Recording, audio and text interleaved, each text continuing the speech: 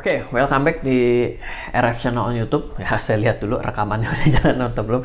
Sekarang kita balik ke kemarin saham ya, lalu juga kita sempat bahas forex. Saya mau coba kembali membahas kripto yang satu lagi terbaru dari dunia kripto. Agak sedikit basi, tapi menurut saya menjadi pelajaran buat kita. Beberapa waktu yang lalu saya sempat membahas mengenai Presiden Nayib Bukele dari negara El Salvador yang mulai bayar utang negara pakai Bitcoin. Nah, sekarang ada Presiden Javier Milei dari, ini kalau saya salah tuh ngomongnya salah, ngomong dikasih tahu ya gitu ya, dari negara Argentina yang juga mulai ikutan menyusul Presiden Nayib Bukele dari El Salvador yang juga menggunakan Bitcoin untuk membayar utang. Jadi, negeri asal pesepak bola Maradona, kalau tahu, dan Lionel Messi, ini dikabarkan juga bisa mengadopsi dan melegalkan Bitcoin sebagai alat tukar di negaranya. Penasaran nggak sih gimana caranya Argentina ini akhirnya bisa sampai sejauh ini gitu ya? Kita akan coba breakdown sekarang juga. Yang pertama, siapa itu Javier Milei? Jadi, Javier Milei adalah presiden baru yang dipilih dari negara Tenggo. Dia baru dilantik jadi 10 Desember 2023. Nggak terlalu basi banget, tapi yang menarik, sang presiden ini dikatakan fresh from the oven, naik ke tahtanya menjabat posisi sebagai presiden. Adapun saya mencatat beberapa hal yang menarik mengenai dari Javier, yaitu pernyataan-pernyataannya yang cenderung agak tepi jurang atau bahkan rawan atau krusial sekali. Apalagi posisinya sebagai kepala negara. Semenjak awal berkampanye dan mencalonkan diri sebagai presiden, Javier dengan sangat jelas mengutarakan niatnya untuk melegalkan Bitcoin sebagai mata uang. Menurut Javier, penggunaan Bitcoin bisa mencegah penipuan yang dilakukan oleh para politikus. Salah satu pernyataan dari Javier adalah the central bank is a scam, a mechanism by which politicians cheat the good people with inflationary tax. Nah, kalau dari statementnya ini, kemungkinan besar Javier ingin menyinggung bahwa para politisi di negaranya melakukan penipuan dan kecurangan alias banyak politisi yang tidak bisa dipercaya lagi karena membuat kebijakan-kebijakan cetak uang terus-menerus dari bank sentralnya. Kebijakan cetak uang terus-menerus menyebabkan inflasi dan nilai mata uang peso Argentina tidak lagi berharga. Ya, ini salah satu mata uang yang parah gitu ya saat ini. Turunnya nilai mata uang ini seolah seluruh warga Argentina secara tidak langsung seperti dikenakan pajak terus-menerus yang menyebabkan nilai uang berkurang dari waktu ke waktu. Nah, pernyataan Javier ini sungguh seperti sedang mewujud nyatakan ramalan dari Satoshi Nakamoto, yaitu sang pencipta Bitcoin, entah orang atau sekelompok, yang membuat Bitcoin sebagai alat tukar anti-inflasi karena tidak bisa dicetak dengan semena-mena. Karena apa? Karena sifatnya adalah nilai yang 12 juta gitu, tidak akan pernah lebih gitu ya. Atas ketidakpercayaannya pada sistem pemerintahan, termasuk di dalam sistem perbankan, karena yang namanya banking system is sick ya kan. Kalau kita bicara, lihat dari statement dari Satoshi berbicara pada tahun 2008 itu seperti itu, tidak bisa dipercaya lagi intermediary. Dan menurut saya yang paling ironis yang mengeluarkan pernyataan tersebut adalah pihak pemerintah, di mana pihak pemerintah seharusnya punya kecenderungan untuk melakukan sentralisasi, betul nggak ya? Kan harusnya go centralized kalau pemerintahan, sehingga punya kendali penuh untuk mengatur negara dibandingkan desentralisasi, right? Nah, tapi mau bagaimana lagi? Bagaimana tidak, menurut saya juga Javier bisa sampai keluarkan pernyataan yang sepertinya ironis sebagai perwakilan pemerintah. Sebab di bulan Desember 2023 kemarin, peso Argentina tercatat sudah alami hyperinflation 143%. Ya, jadi kenaikan inflasi yang di atas 10% itu biasanya deg-degan. Ini 143%. Dan masih terus berlanjut alami kenaikan inflasi yang terus meluluh lantakan perekonomian negaranya. Hyperinflation ini juga nampaknya memakan korban warga Argentina. 4 dari 10 warga Argentina jatuh miskin karena hyperinflation yang menghantui negara Tenggo tersebut. Sebagai informasi, sebelum Javier merencanakan gunakan Bitcoin di negaranya, ternyata sempat ada agenda di mana sang presiden baru ini mau suntik mati mata uang nasional sendiri, yaitu peso Argentina, dan bahkan suntik mati juga bank sentralnya. Lalu mengganti mata uang negara Argentina dengan dolar Amerika. Masih berkaitan dengan Bitcoin, pernyataan kedua dari Javier yang tidak kalah menarik yang saya catat yaitu adalah represents the return of money to its original creator, the private sector. Wah, ini lebih gila ini gitu ya. Dari pernyataan ini, Javier ingin menyampaikan pesan bahwa sudah waktunya mengembalikan kuasa ekonomi spesifiknya dalam hal pengaturan uang kepada pihak swasta. Lagi-lagi sebuah pernyataan ini dikeluarkan dari kepala negara yang seharusnya punya kebijakan untuk melakukan sentralisasi dan government juga. Nah, daripada desentralisasi itu ya. Tapi mungkin pernyataan Javier ini tidak lepas dari latar belakangnya dikenal sebagai sosok libertarian yang menganut kebebasan bagi setiap pihak. Oke, nah bagian dua nih ya. Bagian pertama, titah agung bayar utang pakai daging, susu, dan Bitcoin gitu ya. Hari pertama jadi presiden, Javier langsung tancap gas keluarkan titah agung sebagai pimpinan tertinggi, yaitu dekret atau keputusan langsung sebagai kepala negara melalui Diana Mondino selaku selaku Menteri Luar Negeri. Salah, sekretaris ya. Diana Mondino ini orang Indo kali ya. Mondino, saya salah baca ya. Mondino ya. Mirip kalau kita yang ngomong jadi kayak orang Jawa ya, mengumumkan melalui X atau Twitternya mulai mengakui Bitcoin sebagai pembayaran kontrak dalam negeri. Nah, dekret ini tertuang dalam dasar untuk rekonstruksi perekonomian Argentina yang disahkan pada tanggal 20 Desember 2023. Berdasarkan dari beberapa sumber berita, ada dua pasal yang menarik dalam dekret tersebut.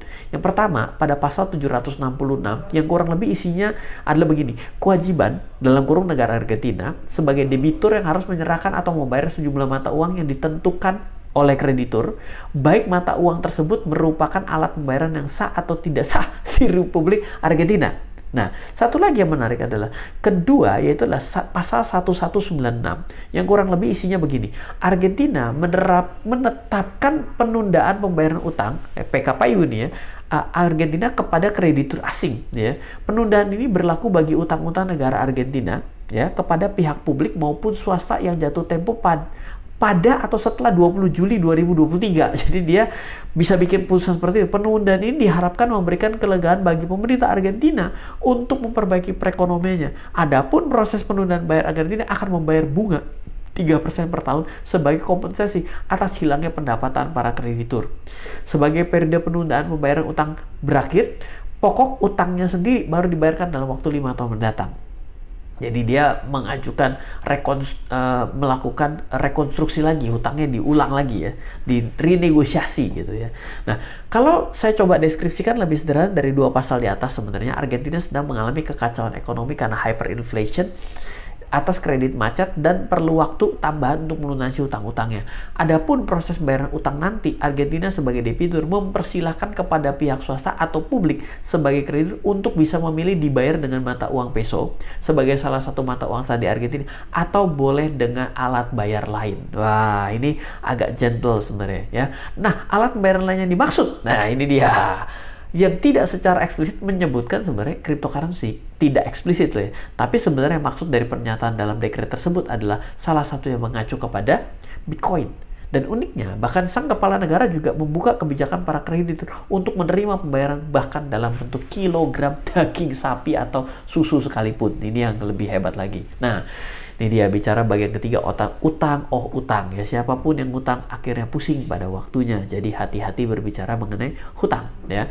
Kalau kita coba ingat kembali negara El Salvador, nampaknya Argentina dan El Salvador ini punya permasalahan yang serupa. Kedua negara ini kesulitan untuk membayar utangnya. Jadi pertanyaan sebenarnya, kenapa bisa kesulitan bayar utang?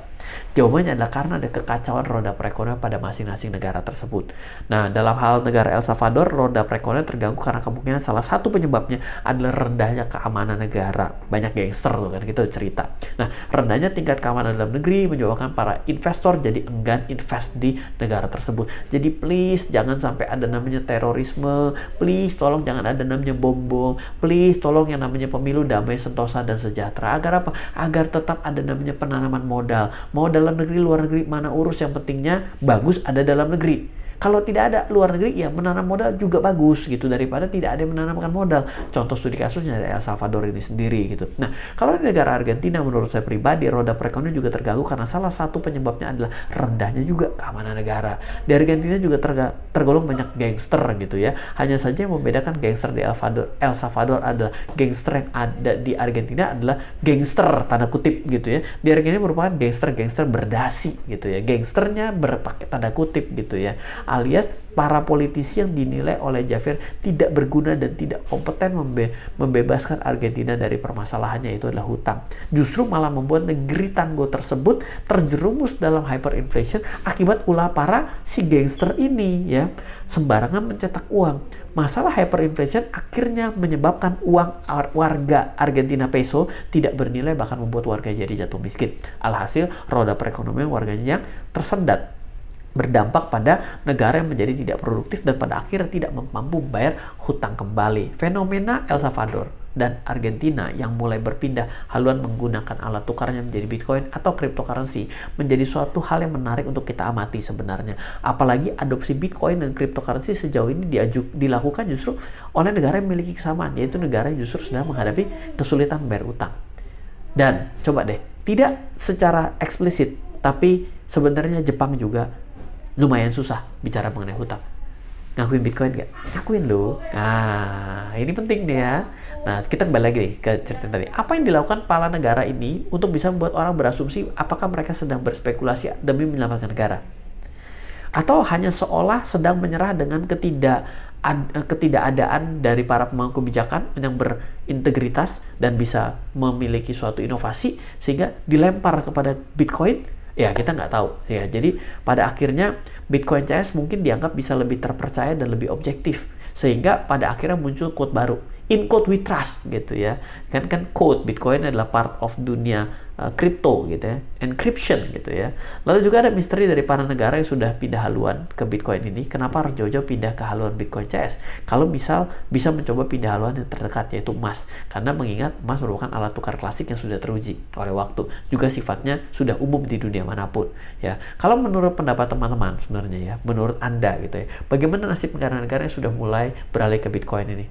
Apakah sebentar lagi akan bablas atau bagaimana gitu ya? Coba saya kepengen dapat gambaran juga ya. Nah, anyway, ini mungkin adalah video singkat dari saya mengingatkan buat teman-teman semua, kalau misalnya banyak roaming dengan apa yang kita bicarakan pada saat ini, maka setidaknya saya bisa memberikan 2 saran untuk membaca buku. Yang pertama adalah Investor Blueprint, karena kembali lagi makro ekonomi, bayar hutang dan lain sebagainya. Yang kedua adalah baca buku strategi mudah trading dan investing pada cryptocurrency. Dua-duanya adalah buku saya. Anda bisa download, bukan download ya, tapi adalah baca secara online di Gramedia Online, dan bisa coba untuk hubungi tim saya di 0852 882 6187 ataupun mengikuti kelas yang diadakan saya dan tim, namanya adalah Crypto Asset Camp, selama 2 hari berturut-turut. Mari kita ngobrol mengenai dunia kripto agar kita bisa sama-sama belajar seperti itu. Semoga selalu bermanfaat. Dari saya Ryan Filbert, salam investasi untuk Indonesia.